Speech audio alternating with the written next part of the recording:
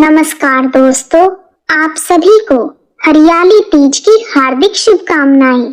सावन मास के शुक्ल पक्ष की तृतीया तिथि को कहीं हरियाली तीज तो कहीं छोटी तीज या श्रावणी तीज मनाई जाती है। कजरी तीज जो हरियाली तीज के 15 दिन बाद आती है उसे बड़ी तीज कहते हैं। भगवान शिव और माँ पार्वती के पुनर्मिलन के उपलक्ष्य में मनाए जाने वाले हरियाली तीज के त्योहार के बारे में कहा जाता है कि भगवान शिव अपनी पत्नी सती के आत्मदाह के बाद उनको खोने का दुख सहन करने में असमर्थ थे। इस दुख के दौर में उन्होंने सांसारिक मामलों में रुचि खो दी और तपस्या में लीन हो गए। आदि शक्ति माता सती ने भगवान शिव शंकर को इस स्थिति से बाहर निकालने के लिए और शिव भगवान को पुनः पति के रूप में पाने के लिए 107 जन्म लिए, लेकिन वह असफल रही। उनका 108वां जन्म पर्वतराज हिमालय और रानी मैनावती की पुत्री पार्वती के रूप में हुआ था। अपने 108वें जन्म में माँ पार्वती के कठोर तप से प्रसन्न होकर सावन मास के शुक्ल पक्ष की तृतीया को भगवान शिव माँ पार्वती के साथ विवाह करने के लिए तैयार हो गए। तभी से ऐसी मान्यता है कि इस व्रत को करने से माँ पार्वती प्रसन्न होकर अखंड सुहाग का आशीर्वाद देती हैं। तीज के दिन महिलाएं शिव पार्वती का पूजन करती हैं तथा बिना खाए पिए पूरा दिन व्यतीत करती हैं। फिर अगले दिन सुबह स्नान और पूजा के बाद व्रत पूर्ण करके भोजन ग्रहण करती हैं। इसी वजह से तीज का व्रत करवा चौथ से भी कठिन माना जाता है। हमारे देश के बड़े भाग में यही पूजन भादों के शुक्ल पक्ष की तृतीया को मनाया जाता है और उसे हरतालिका तीज कहते हैं। दोनों तीज में एक ही जैसा पूजन होता है और कथा भी एक जैसी है। आइए शुरू करते हैं हरियाली तीज की कथा। एक बार भगवान शिव ने जन कल्याण के लिए माँ पार्वती को उनके कठिन तपस्या का स्मरण कराते हुए तीज की कथा सुनाई थी। भगवान शिव कहते हैं, हे गौरी, पर्वतराज हिमालय पर गंगा के किनारे तुमने अपनी बाल्यावस्था में अधोमुखी होकर कठिन तप किया था। इस अवधि में तुमने अन्न ना खाकर केवल हवा और सूखे पत्तों का सेवन किया।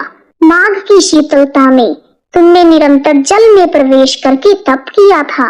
वैशाख मास की जला देने वाली गर्मी में पंचाग्नि से शरीर को तपाया। श्रावण मास की मूसलाधार वर्षा में खुले आसमान के नीचे बिना अन्न जल ग्रहण किए तुमने समय व्यतीत किया। तुम्हारी इसी कष्टदायक तपस्या को देखकर तुम्हारे पिता बहुत दुखी और नाराज होते थे। तब एक दिन तुम्हारी तपस्या और तुम्हारे पिता की नाराजगी को देखकर नारद जी तुम्हारे घर पधारे। तुम्हारे पिता द्वारा आने का कारण पूछने पर नारद जी ने कहा, हे गिरिराज, मैं भगवान विष्णु के भेजने पर यहाँ आया हूँ। आपकी पुत्री की घोर तपस्या से प्रसन्न होकर विष्णु भगवान उससे विवाह करना चाहते हैं। इस बारे में आपकी क्या राय है? नारद जी की बात सुनकर पर्वतराज हिमालय बहुत प्रसन्नता के साथ बोले, हे मुनिवर, यदि स्वयं भगवान विष्णु मेरी कन्या का वरण करना चाहते हैं तो मुझे क्या आपत्ति हो सकती है? वह तो साक्षात ब्रह्म हैं। यह तो हर पिता की इच्छा होती है कि उसकी पुत्री सुख संपदा से युक्त पति के घर की लक्ष्मी बने। नारद जी तुम्हारे पिता की स्वीकृति पाकर विष्णु जी के पास गए और उन्हें विवाह तय होने का समाचार सुनाया। परंतु जब तुम्हें इस विवाह के बारे में पता चला तो तुम्हें बहुत दुख हुआ। तुम्हें इस प्रकार से दुखी देखकर तुम्हारी एक सहेली ने दुख का कारण पूछा।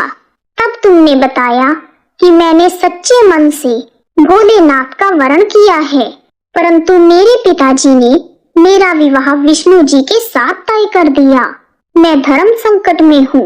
अब मेरे पास प्राण त्याग देने के अलावा और कोई उपाय नहीं बचा। तुम्हारी सखी बहुत समझदार थी। उसने कहा, प्राण त्याग देना ही समस्या का हल नहीं होता। संकट के समय धैर्य से काम लेना चाहिए। नारी के जीवन की सार्थकता इसी में है कि जिसे मन से पति रूप में एक बार वरण कर लिया, जीवन भर उसी से निर्वाह करे। सच्ची आस्था और एक निष्ठा के सामने तो स्वयं भगवान भी असहाय हैं। मैं तुम्हें घने वन में ले चलती हूँ, जो साधना के लिए सही स्थान है और जहाँ तुम्हारे पिता तुम्हें खोज नहीं पाएंगे। मुझे पूर्ण विश्वास है कि ईश्वर अवश्य ही तुम्हारी सहायता करेंगे। तब अपनी सखी की बात मानकर तुमने ऐसा ही किया। तुम्हारे पिता तुम्हें घर में न पाकर बड़े चिंतित और दुखी हुए। वह सोचने लगे कि मैंने तो विष्णु जी से अपनी पुत्री का विवाह तय कर दिया। यदि विष्णु जी बारात लेकर आ गए और कन्या घर पर नहीं मिली तो बहुत अपमान होगा। ऐसा विचार करके पर्वतराज ने चारों ओर तुम्हारी खोज शुरू करवा दी। इधर वह सब तुम्हें खोजते रहे और उधर तुम नदी के किनारे एक गुफा में मेरी आराधना में लीन रहने लगी। श्रावण मास की शुक्ल पक्ष की तृतीया को हस्त नक्षत्र के समय तुमने रेत के शिवलिंग का निर्माण किया और रात भर मेरी स्तुति में गीत गाकर जागरण किया। तुम्हारी इस कठोर तपस्या के प्रभाव से मेरा आसन हिलने लगा और मैं शीघ्र ही तुम्हारे पास पहुंच गया और तुमसे वर मांगने को कहा। तब अपनी तपस्या के फल स्वरूप मुझे अपने सामने पाकर तुमने कहा, मैं सच्चे मन से आपका पति के रूप में वरण कर चुकी हूँ। यदि आप मेरी तपस्या से प्रसन्न होकर यहाँ पधारे हैं तो मुझे अपनी अर्धांगिनी के रूप में स्वीकार कीजिए। तब मैं तथास्तु कहकर कैलाश पर्वत पर लौट आया। सुबह होते ही तुमने पूजा की सारी सामग्री नदी में प्रवाहित करके अपनी सखी के साथ व्रत का पारण किया। उसी समय पर्वतराज हिमालय अपने बंधु बांधवों के साथ तुम्हें खोजते हुए वहां पर पहुंच गए। तुम्हारी दशा देखकर वह बहुत दुखी हुए और तुम्हारी इस कठोर तपस्या का कारण पूछा। तब तुमने कहा, पिताजी, मैंने अपने जीवन का अधिकांश समय कठोर तपस्या में बिताया है। मेरी इस तपस्या का उद्देश्य भगवान शिव को पति के रूप में प्राप्त करना था। आज मैं अपनी तपस्या की कसौटी पर खरी उतर चुकी हूँ। आज मेरी तपस्या सफल हो गई है, क्योंकि आप मेरा विवाह विष्णु जी के साथ करने का निश्चय कर चुके थे। इसलिए मैं अपने आराध्य की तलाश में घर से चली गई। अब मैं आपके साथ घर इसी शर्त पर चलूंगी कि आप मेरा विवाह भगवान शिव के साथ करेंगे। तब पर्वतराज हिमालय ने तुम्हारी इच्छा को मान लिया और तुम्हें घर वापस ले गए। कुछ समय बाद उन्होंने पूरी विधि विधान के साथ हम दोनों का विवाह करवाया। भगवान शिव ने कहा, हे पार्वती, सावन मास के शुक्ल पक्ष की तृतीया को तुमने मेरी आराधना करके जो व्रत किया था, उसी के फल स्वरूप हम दोनों का विवाह हुआ है। भगवान शिव ने पार्वती जी से कहा, जो भी स्त्रियां पूरी निष्ठा और श्रद्धा के साथ इस दिन व्रत करके तुम्हारी पूजा करेंगी, मैं उन्हें अचल सुहाग प्रदान करूंगा।